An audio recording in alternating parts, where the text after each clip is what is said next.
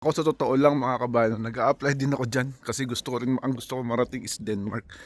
Gusto ko kasi mag-work sa Denmark kaya nagpapasa din ako ng aking mga CV o resume. Pero tuwing magre-reply sila, nare-reject din ako kasi lagi sinasabi, marami na nag-a-apply, meron pang mas qualified ayon sa aking resume. Ganyan talaga diyan sa pag-apply, lalo sa blue collar. Karamihan talaga lamang talaga yung mga experience. Kaya pag may experience ka talaga sa trabaho, lamang na lamang ka, lalo sa applyan.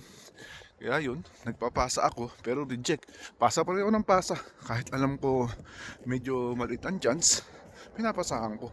Kasi hanggat ako may pag-asa, pasa ako ng pasa. Hindi ako nakawala ng pag-asa. Ganoon ako bilang isang OFW. Tiyaga lang ng tiyaga at lagi kong sinasamahan ng dasal sa tuwing nag-a-apply ako. Kaya kayo, ganun lang din kayo.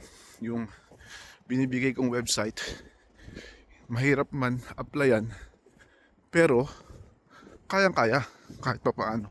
Madaling madaling ah, makakuha ng chance o makapaghanap ng trabaho sa mga website na binibigay ko.